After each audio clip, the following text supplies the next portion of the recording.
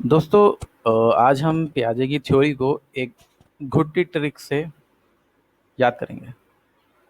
दोस्तों ये वो ट्रिक ये है। सबसे पहली बात तो इस कहानी के सभी पात्र और घटनाएं काल्पनिक है।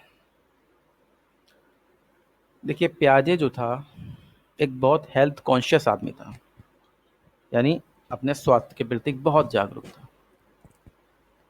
उस वो कहा करता था कि सुबह पैदल चलो फिरो। क्या कहता था? कि सुबह पैदल चलो फिरो। ठीक है, अगर आपने ये ध्यान रख लिया कि प्याजे क्या कहता था, सुबह पैदल चलो फिरो।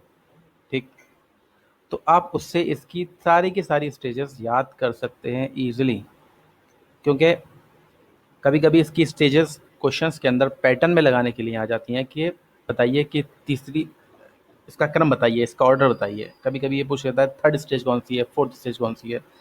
तो इसे याद करने का की जो ट्रिक है, घुट्टी ट्रिक, वो ये है, सुबह पैदल चलो फिरो। एस से सुबह तो एस से सेंसरी मोटर स्टेज, पी से पैदल तो पी से प्री ऑपरेशनल स्टेज, सी से चलो यानी सी से कॉन्क्रीट ऑपरेशनल स्टेज, एफ से फिरो यानी फॉर्मल ऑपरेशनल स्टेज। तो ध्यान रखना, गुड ट्रिक क्या है? सुबह पैदल चलो फिरो। ठीक है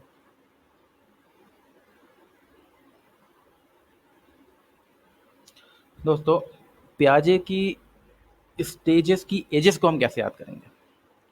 बहुत सी थ्योरीज आती हैं हमारे पास, प्याजे, विगोस्की, कोलबर्ग, ब्रूनर, थॉर्नडाइक, यानी कितनी थ्योरीज आती हैं, कितनी थ्योरीज आएंगी, उसमें स्टेजेस आएंगी, उन स्टेजेस में एज होंगी बच्चों की।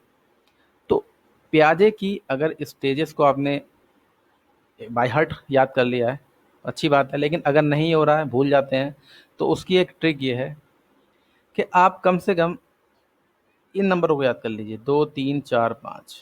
2 3 4 5 बहुत आसान है। दो के बाद तीन आता है, चार आता है, फिर पाँच आता है। ठीक है, तो 2 3 4 5 ये ध्यान रहेगा तो आपको प्याजे की स्टेजेस ऑफ डेवलपमेंट, इनकी एज याद हो जाएगी। बस ये ध्यान रखना है। 2 3 4 5 कैसे, बताता हूँ। देखिए कोई भी स्टेज की शुरुआत जो होती है वो कैसे होती है, कौन सी एज से होती है? जीरो स्टेज से, यानी बर्थ से। तो जीरो से यहाँ पे क्या आ रहा है? स्टार्टिंग में दो आ रहा है, तो जीरो से दो को निकाल दो यहाँ से। जीरो से दो, पहली स्टेज रख दो। दो को यहाँ से हमने निकाल दिया है और यहाँ लाया है जीरो से दो, यानी पहली स्टेज, यानी कौन सी? Sensory motor stage.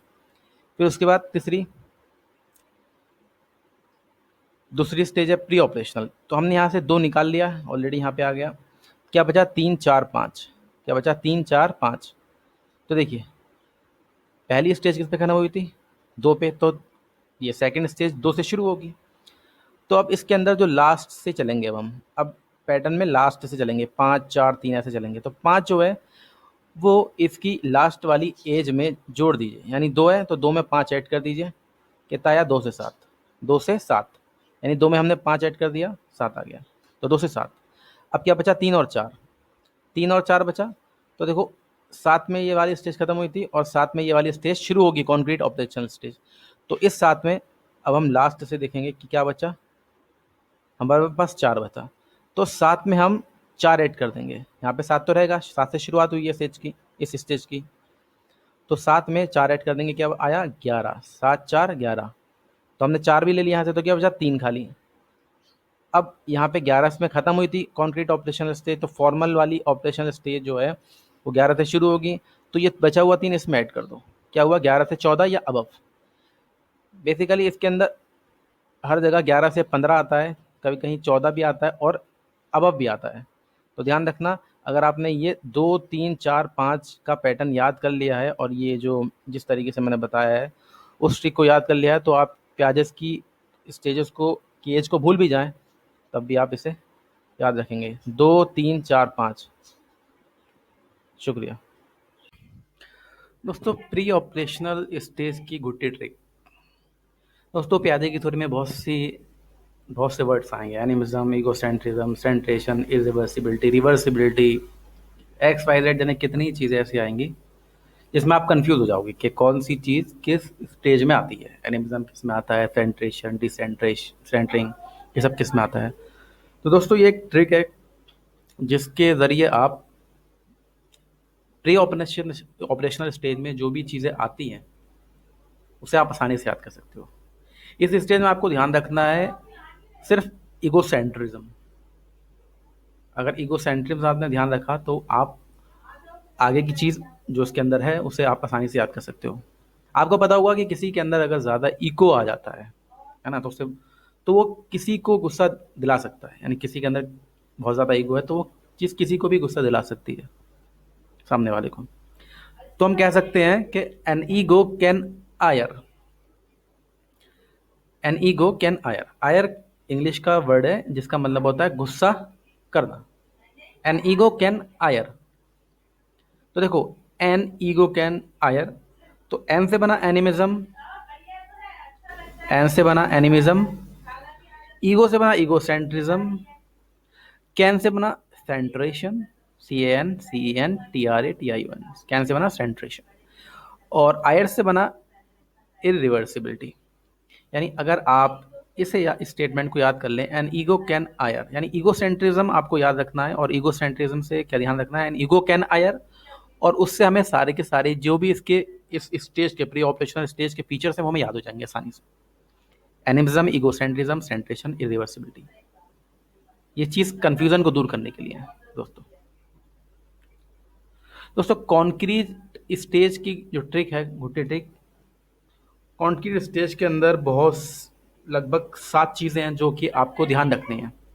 जैसे कंजर्वेशन है, लॉजिकल थिंकिंग है, ऑफ कॉन्क्रीट ऑब्जेक्ट है, क्लासिफिकेशन है, सीरिएशन है, इंडक्टिव, रिवर्सिबिलिटी, डिसेंटिंग, ये 7 की 7 चीज़ें हैं दोस्तों। इससे पहली वाले स्टेज में आपने पढ़ा था कि ईगोसेंट्रिज्म, जो कि गुस्सा दिला रहा है, ईगो गुस्सा दिला रहा है।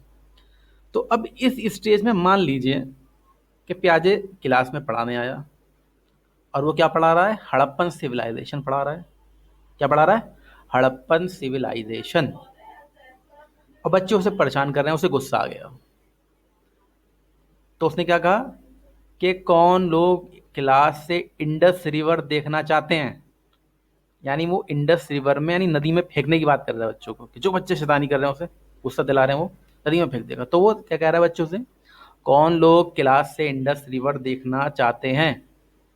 तो कौन से बना कंजर्वेशन, लॉग से बना logical thinking of concrete object, class से बना क्लासिफिकेशन ऑफ ऑब्जेक्ट, से बना सीरिएशन, इंडस से बना इंडक्टिव रीजनिंग, रिवर से बना रिवर्सिबिलिटी, और देखना से बना, देखने के जो DE है देखने का, उसे आप कह सकते हैं, ले सकते हैं उससे आप डिसेंटरिंग, डिसेंटरिंग।